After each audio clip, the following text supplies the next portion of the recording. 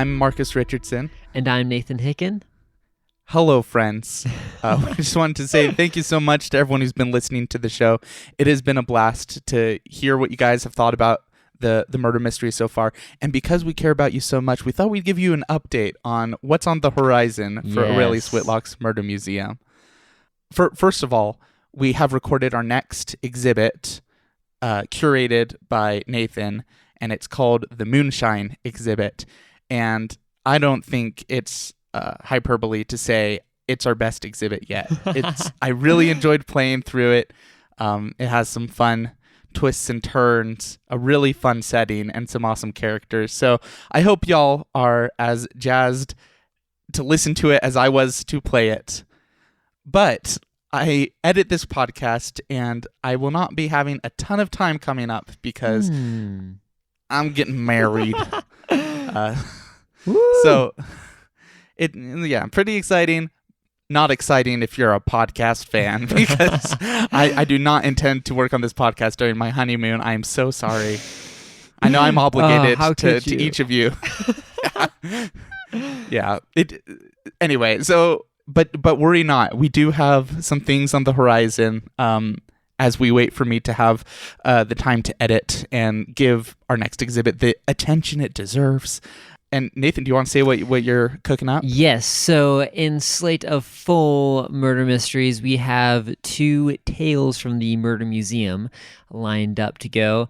There'll be little short audio mysteries read by us and perhaps some guest character voices. But they'll both be set in the world of the Murder Museum, and thus are technically canon, and they'll come into play as the mysteries come along. You'll see here. The first one, I'll give you titles in a small little pitch. It's called The Temple of Melanoy.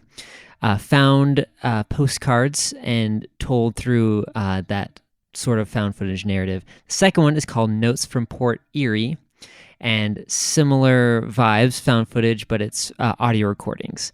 So those will be coming out in the next 2 weeks.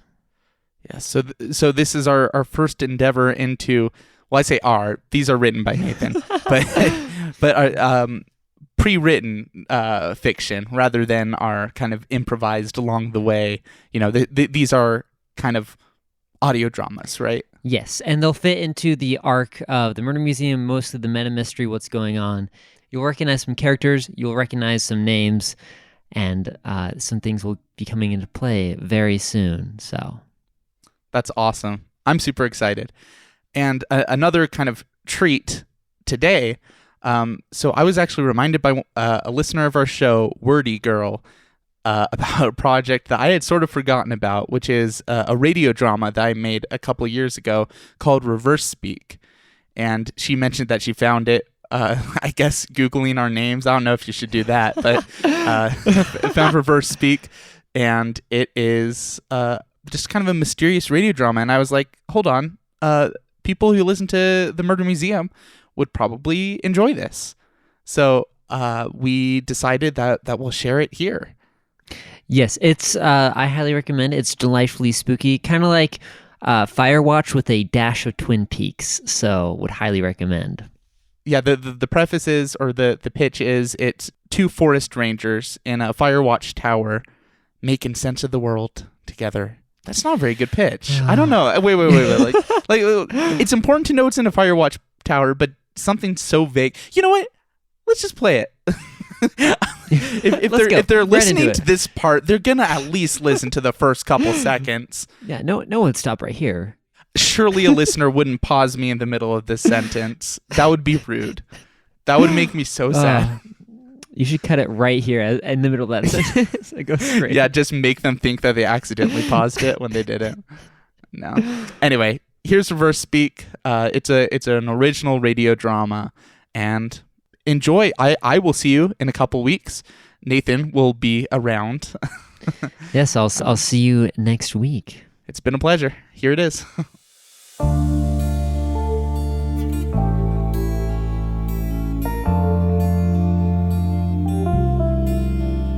Reverse Speak, a radio drama by Marcus Richardson.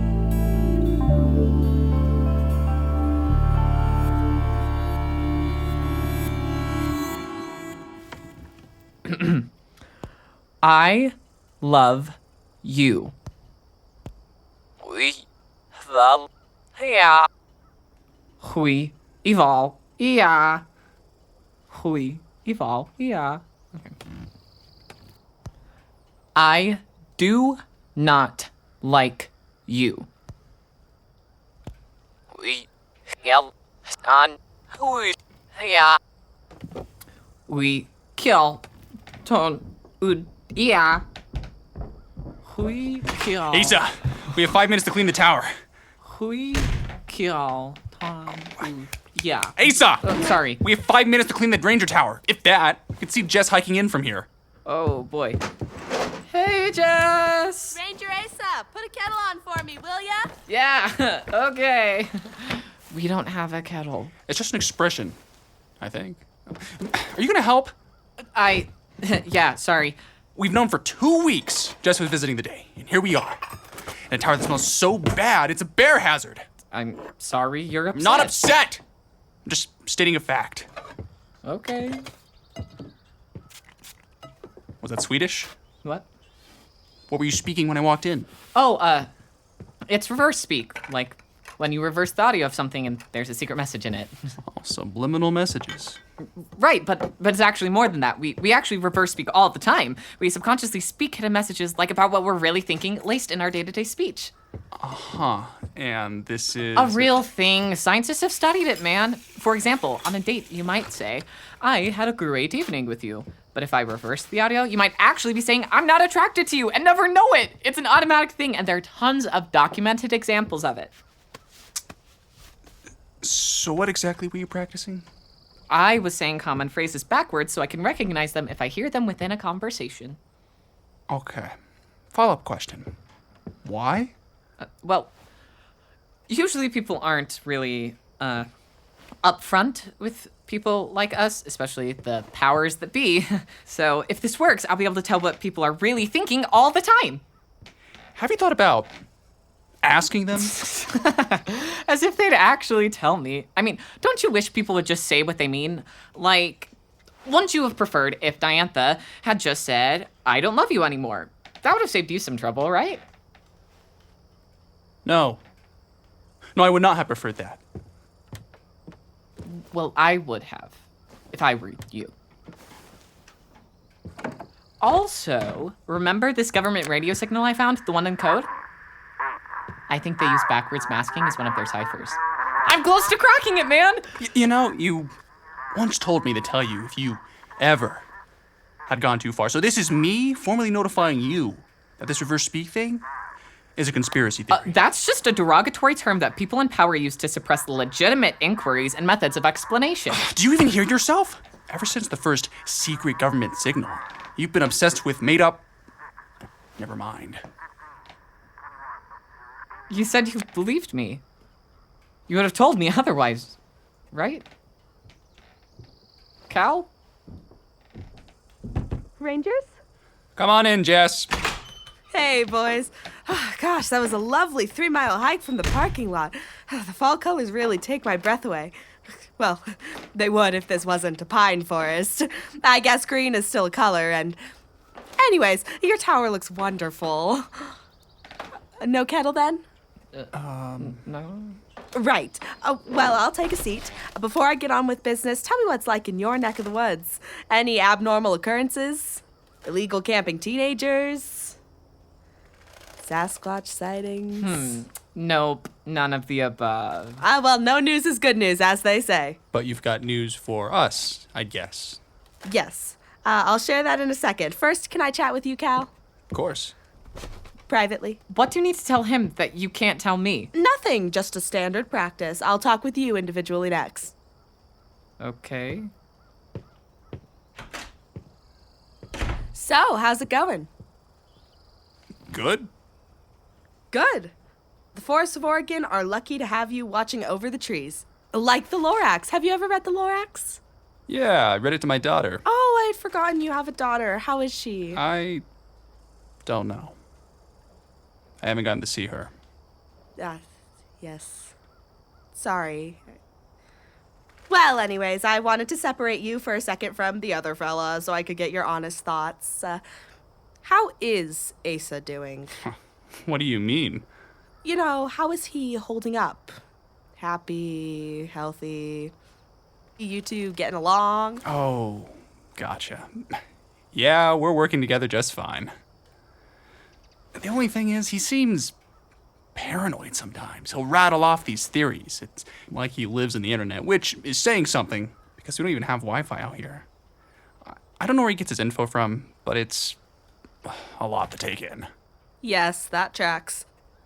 Well, just know that I and the other Force officials are thinking of you both.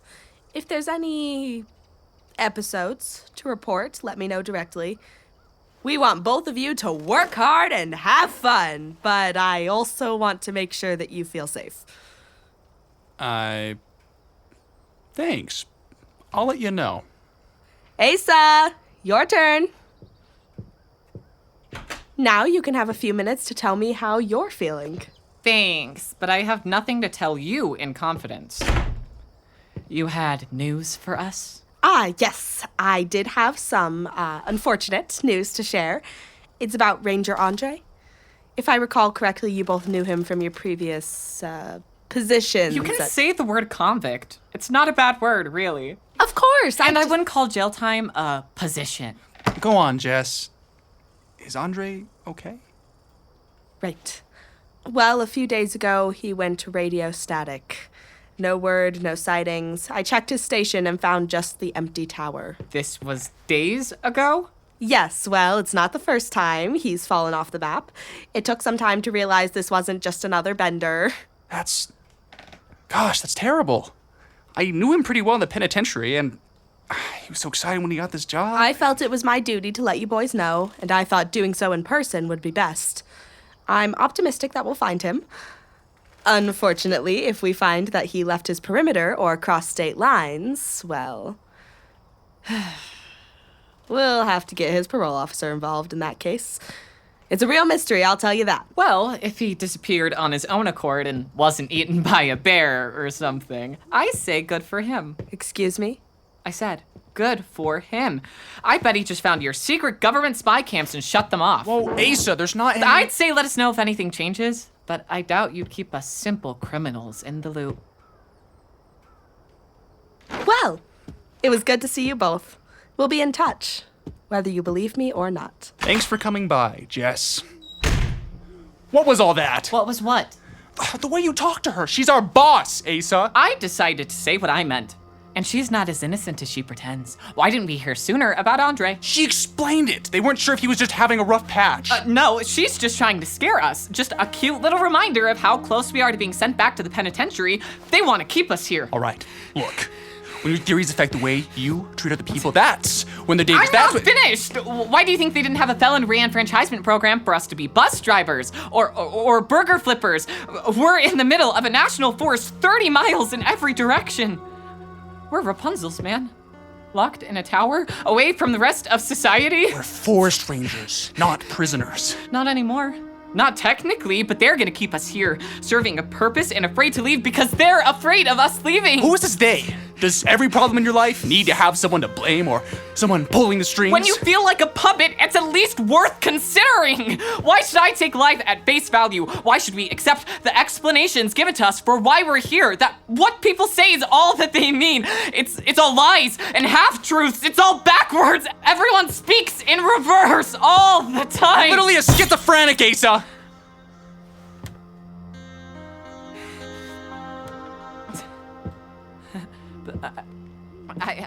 I'm...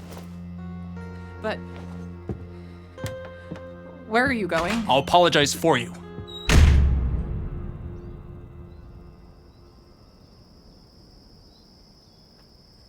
Jess! Jess!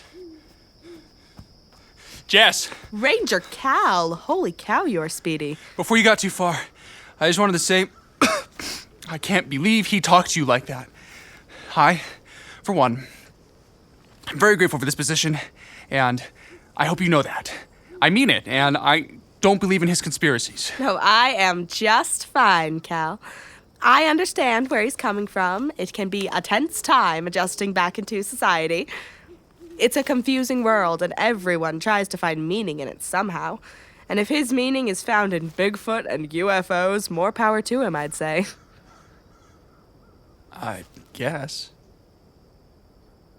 Look at all those stars. I've always said Oregon has the best night sky, haven't I? It makes me think, how many civilizations could just let the stars be stars? They had to connect the dots. They grouped them, named them, gave them stories. I'd say we're historically bad at just letting things be. Yeah. People and everything have an explanation, huh? We care about you boys. We really do. A single lunge at your ex-wife shouldn't define your life, Cal. And I'd say you've progressed so far beyond that incident. I just hope Asa finds the same stability that you've found. Me too. Keep a close eye on him for me. People with his illness, well, all it takes is an errant radio signal and they're off to the races with alternate realities and parallel timelines. But he's a good man. Cal, I'll re-depart Roy's advice to you. Building trust is hard, but it's worth it. Building trust is hard, but it's worth it. Okay. Read apart Roy's advice. Read apart Roy's advice. Steve, you're trapped here.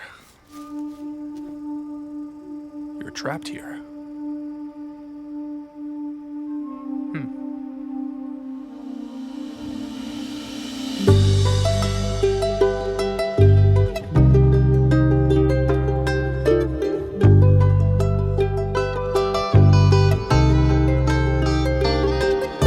Summer smelled like untapped potential. Back when climbing trees and wasting time felt fine. We'd wear winter gloves and scarves instead of sunscreen to keep ourselves unscathed from the pine. Our backyard wasn't big enough for worry, but big enough for the treasures that we'd find. I don't miss the sunburn or the bug bites, but I miss you and I in the pine, in the pine, in the pine, you and I in the pine. Reverse Speak was written and directed by Marcus Richardson, with audio engineering by Maren Del Rio. Asa was played by Andrew Walker, Cal was played by Adam Woodall, and Jess was played by Sydney Olsen. Music was composed by Marcus Richardson with help from Nathan Hicken. Thanks for your help, guys.